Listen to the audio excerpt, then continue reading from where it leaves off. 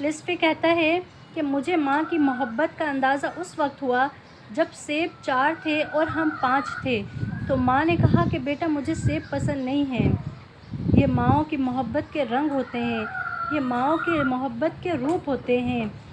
ماں ماں ہوتی ہے، مائیں بیٹوں کے دکھ جھیل لیتی ہیں، اور آپ کو پتہ ہے کہ مائیں اپنی اولاد کے لیے اگر ان کو کسی کے گھر کے برتن مانجنے پڑیں تو وہ یہ بھی کر لیتی ہیں، اگر ان کو کسی کے گندے کپڑے دھونے پڑیں تو وہ اپنی اولاد کے لیے یہ بھی گوارا کر لیتی ہیں۔ مائیں اپنی اولاد کے لیے ہر دکھ جھیل لیتی ہیں۔ شہروں میں آ کر پڑھنے والوں، کیا بھول گئے ہو کہ کس کی ماں نے کتنا زیور بیچا ہے؟ ماں ماں ہوتی ہے، ماں کی کائنات میں کوئی مثل نہیں ہے، ماں کے مثل کوئی نہیں ہے۔ ایک بہت بڑی بات کہی گئی، کہا گیا کہ جس طرح کوئی دوسرا خدا نہیں ہو سکتا، اسی طرح کوئی دوسری ماں نہیں ہو سکتی۔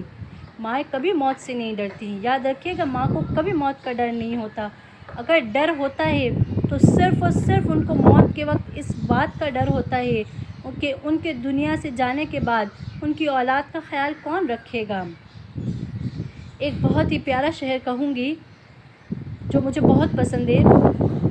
ایک مدت ہوئی میری ماں نہیں سوئی تابش، ایک مدت ہوئی میری ماں نہیں سوئی تابش، میں نے ایک روز کہا تھا ماں مجھے ڈر لگتا ہے۔ اور ایک اور شعر کہوں گی کہ پیار کہتے ہیں کسے اور مامتا کیا چیز ہے، پیار کہتے ہیں کسے اور مامتا کیا چیز ہے، کوئی ان بچوں سے پوچھے جن کی مر جاتی ہے ماں، کوئی ان بچوں سے پوچھے جن کی مر جاتی ہے ماں۔